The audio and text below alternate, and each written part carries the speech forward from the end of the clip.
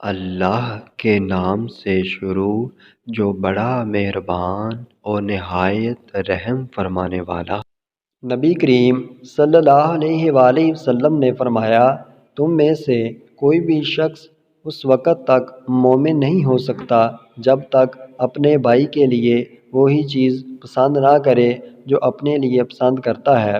شارح بخاری مفتی شریف الحق امجدی رحمۃ اللہ تعالیٰ علیہ فرماتے ہیں کہ کامل مومن وہی ہے جو اپنے مسلمان بھائی کے لیے وہی پسند کرے جو اپنے لیے پسند کرتا ہے۔ اس کو لازم ہے کہ جو بات اپنے لیے ناگوار جانے وہ دوسروں کے لیے بھی ناپسند کرے، یعنی آدمی یہ چاہتا ہے کہ ہم آرام اعزاز کے ساتھ خوش و خرم رہیں، کوئی ہماری توہین و تذلیل نہ کرے، کوئی ہمیں تکلیف نہ پہنچائے، کوئی ہمارا حق نہ چھینے، غضب نہ کرے۔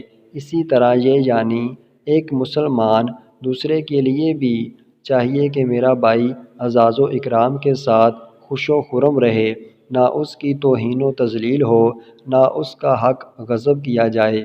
اس سے لازمی طور پر یہ بھی سمجھ میں آیا کہ ہر شخص اگر اس کا عادی ہو جائے تو معاشرہ صاف ستھرا رہے گا اور زندگی چین و اطمینان سے گزرے گی۔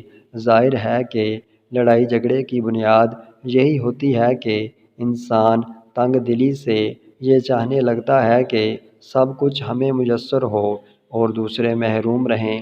اس حدیث میں تواضع و مروت، امداد باہمی، ایک دوسرے کے کام آنے اور دوسرے کے ساتھ اچھا سلوک کرنے کی بلیغ ترین ترغیب ہے۔ حسد، کینہ، عداوت، بغض، اظہار ثانی، حق تلفی، دوسرے پر برتری چاہنا اور دوسرے کی تحقیر و تذلیل سے دور رہنے کی انتہائی دل نشین پیرائی میں تلقین ہے۔ اللہ کریم ہمیں اس بات کی توفیق عطا فرمائے کہ ہم اپنے لیے اور اپنے مسلمان بھائی کے لیے اچھا سوچیں اور اچھا کریں۔ آمین بجاہ النبی الامین صلی اللہ علیہ وآلہ وسلم۔